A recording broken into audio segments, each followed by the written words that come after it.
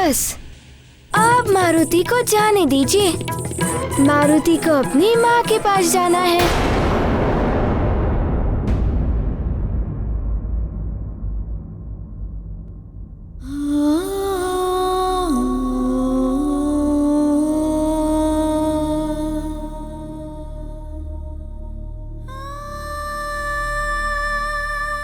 मारुति के सारे खिलौने इकट्ठा करके रखती हूँ ताकि जब वो आए उसे ढूंढना ना पड़े।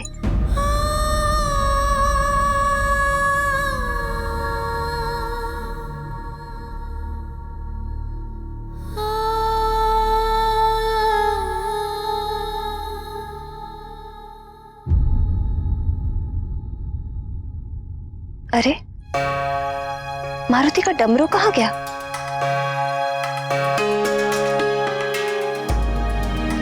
दिखाई नहीं दे रहा।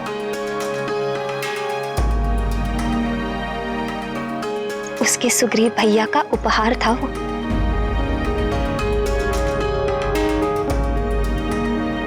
न जाने कहाँ गया।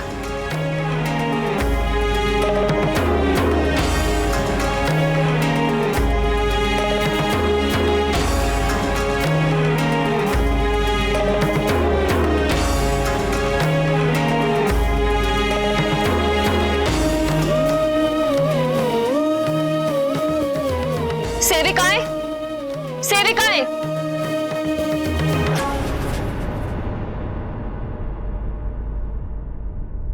तुम में से किसी ने मारुति का डमरू देखा है? नहीं महारानी जी, मैंने भी नहीं देखा। मुझे भी नहीं पता। तुम सब किसी काम की नहीं हो। मारुति की वस्तुओं तक का ध्यान नहीं रख सकती। जब वो आएगा और खिलौने मांगेगा तो क्या कहोगी? पता नहीं, न जाने कहाँ है। जाओ ढूंढो। जी महारानी जी।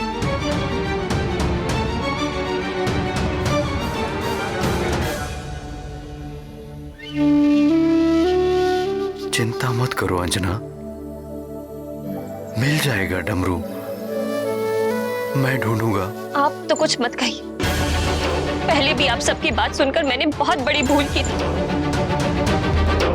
उसी भूल का परिणाम है कि तेरे मारुति के साथ ये सब हो रहा। मैं दोषी हूं इस सब की। ना मैं अपनी मारुति को अपनी आंखों से दूर करती, ना आज वो इस संकट में पड़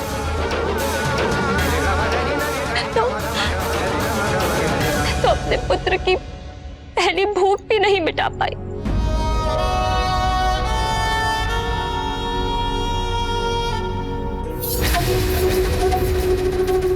हाँ, भूख।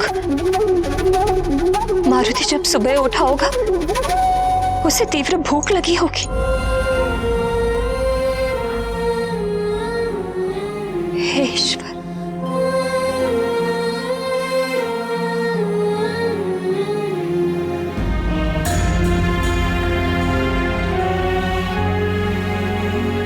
इसीलिए मारुति सूर्य को आकाश फल समझकर उसे खाने चला गया। सब मेरे कारण हुआ है। मुझे सुबह उठकर उसके लिए भोजन बनाना चाहिए था, पर मैं बावली सोती रही, अपने पुत्र को देखने भी नहीं गई। मैं इस सब की दोषी हूं। मैं मां बनने योग्य ही नहीं हूं। मेरी तपस्या, मेरा व्रत, निश्चित ही उसमें कोई कमी रह गई होगी। सब व्यर्थ है। कहां होगा मारुति?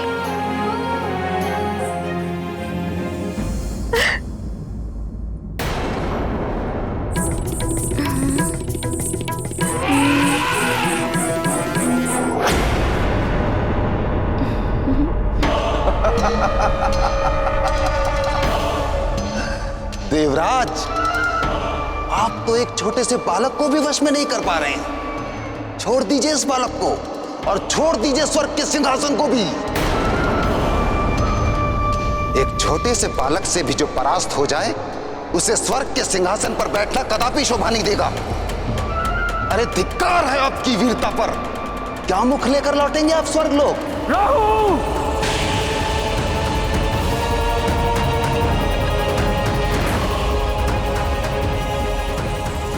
जब समस्त संसार मारुति की लीलाओं से अवगत हो चुका था, तो फिर इंद्र कैसे अपरिचित रह गए? प्रिय, सत्ता और शक्ति का अभिमान आंखें रहते हुए भी अंधा बना देता है, और उस पर यदि कोई मति को भ्रष्ट करने वाला भी आ जाए, फिर तो नेत्र वही देखते हैं जो मति भ्रष्ट करने वाला दिखाता है। एक तो स्वर्ग की सत्ता, उस पर राहु द्वारा विवेक को हर लेना, और उससे भी बढ़कर क्रोध। फिर कैसे इंद्र को एक बालक की अबोधता समझ में आती? उनके सर पर तो राहु सवार हो चुका था। वो राहु जो सारे उल्टे कार्य कराता है, योगी को भोगी बना देता है, सदाचारी को व्यभिचारी बना देता है। फिर भला इंद्र को भले बुरे का ज्ञान कहां से रहता? उनका विवेक तो पूर्णतया नष्ट हो चुका था। किंतु अब देखना यह है कि इंद्र के सर पर सवार राहु उनसे क्या क्या कराता है। मित्र गजानन, तुम मारुति को बहुत ही प्रिय लगे, किंतु मारुति को लगता है कि तुम्हें यहीं रहना है। एक बालक मुझे परास्त कर दे, ऐसा कभी नहीं हो सकता, कभी भी नहीं। मित्र गजानन, यदि मारुति से कोई भूल हो गई हो तो मारुति को क्षमा कर देना। इस उद्दंडी बालक को तो आपका वज्र ही दंडित कर सकता है देवराजेंद्र, वज्र ही दंडित कर सकता है देवराजेंद्र। आपके समस्त अस्त्र तो विफल हो चुके हैं, आपके समस्त अस्त्र तो विफल हो चुके हैं।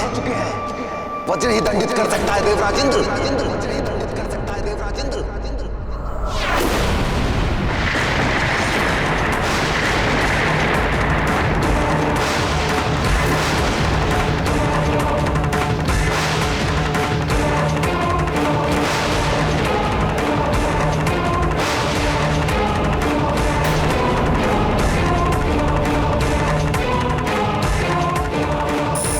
इतने क्रोधित क्यों लग रहे हैं ये?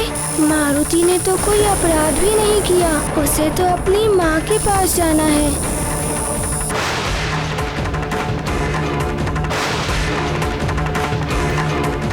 ये क्या कर रहे हैं इंद्रदेव? मारुति पर वज्र प्रहार करने जा रहे हैं।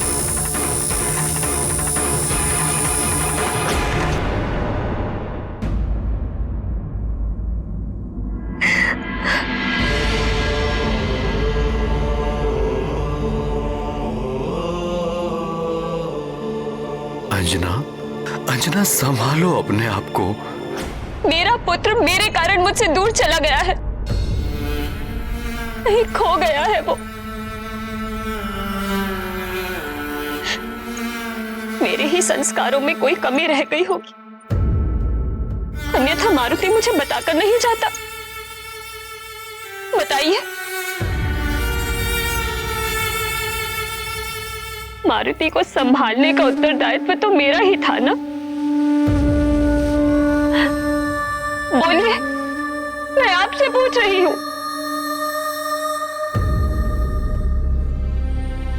महारानी जी, ये रहा युवराज का डमरू, शिवालय में रखा था।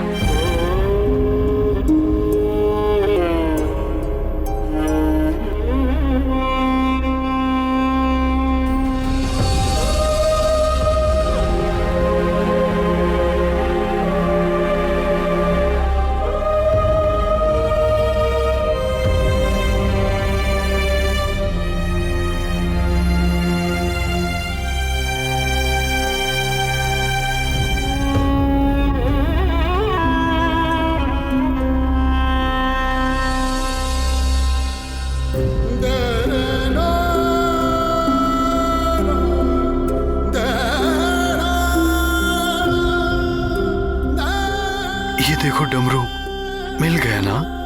भगवान भोलेनाथ की शरण में था। इसी प्रकार हमारा पुत्र मारुति भी भगवान भोलेनाथ की छाया में है। उसे ना तो सूर्य का ताप हानि पहुंचा सकता है और ना ही कोई उस पर संकट आ सकता है। वो मिल जाएगा। हमारा पुत्र सकुशल वापस आ जाएगा। वो कहीं खोया नहीं है।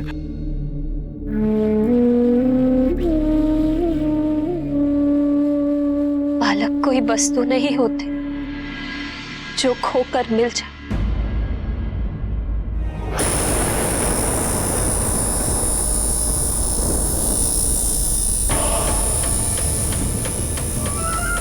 आपके अपमान का प्रतिशोध आपका ये वज्र लेगा देवराज इंद्र। परंतु मुझे शंका है देवराज इंद्र कि कहीं आपका वज्र भी इस बालक के आगे व्यर्थ ना हो जाए।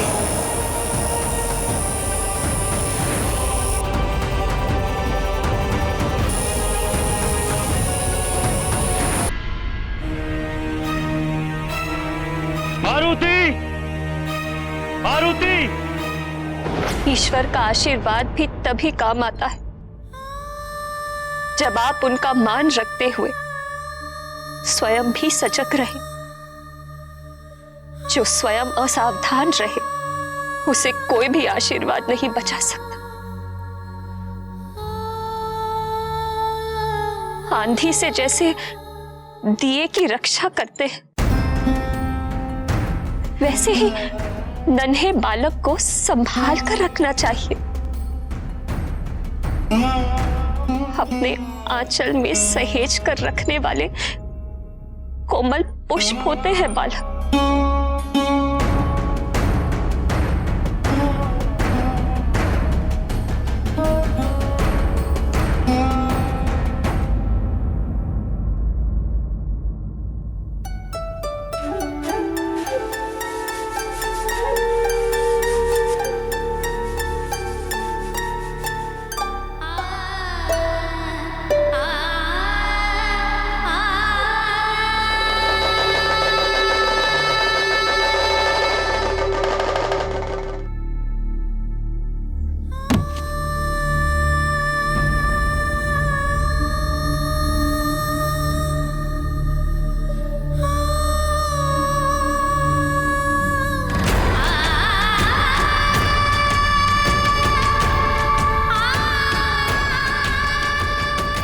मारुति,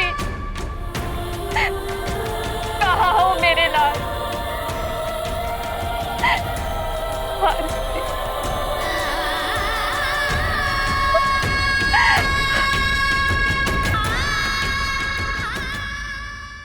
मारुति, मारुति को तो सूर्यदेव के मार्ग में ही होना चाहिए था।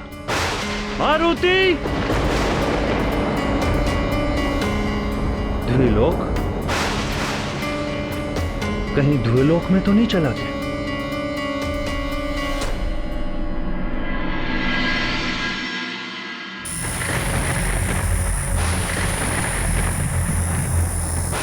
चलाइए वज्र इंद्रदेव, चलाइए वज्र, अन्यथा ये सारा संसार आप पर हंसेगा। आपका सिंहासन भी संकट में पड़ जाएगा। प्रहार कीजिए वज्र से, क्रूर प्रहार।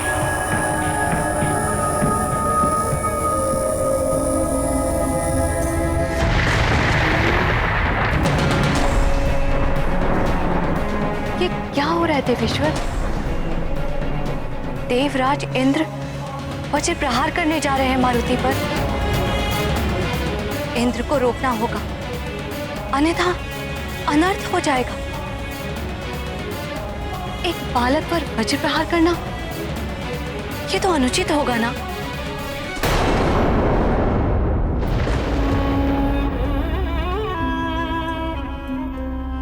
अंजना,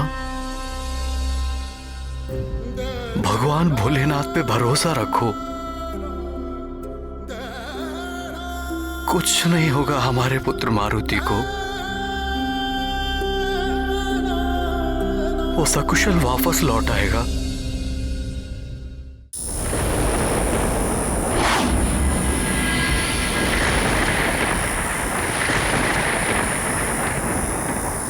मारुति, उद्दंडी बालक, तुमने सृष्टि के नियम तोड़े और मुझ देवराज इंद्र का अपमान किया। इस उद्दंडता का दंड मैं तुम्हें दे रहा हूं।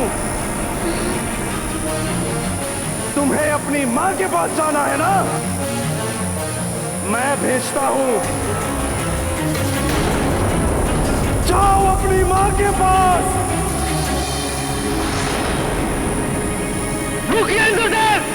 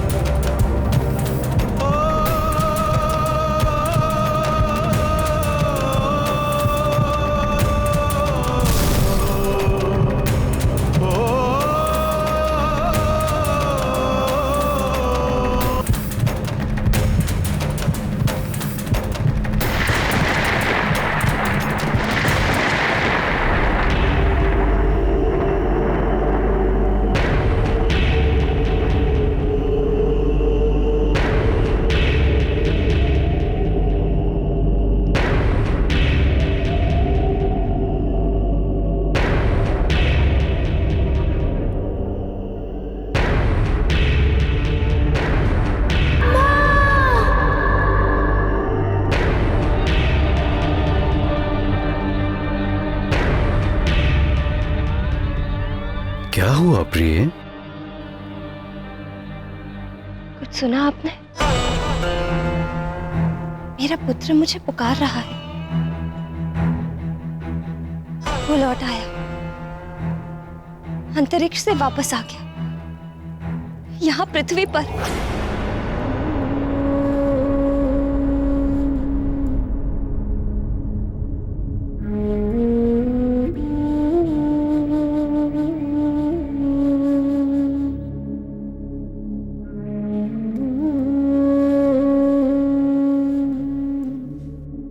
शांत हो जाओ प्रिय,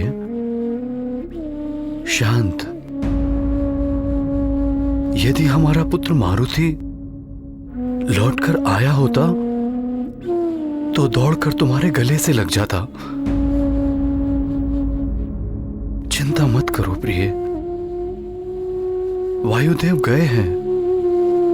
वो शीघ्र ही हमारे मारुति को हमारे पास ले आएंगे।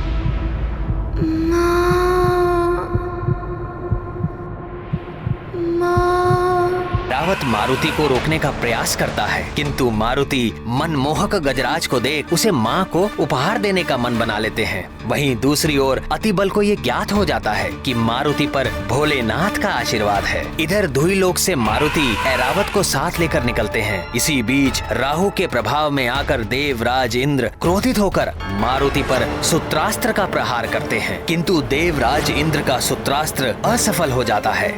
अब आगे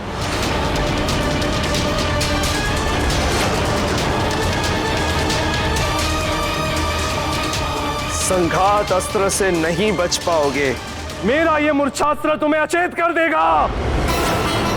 संघात अस्त्र प्रकट हो।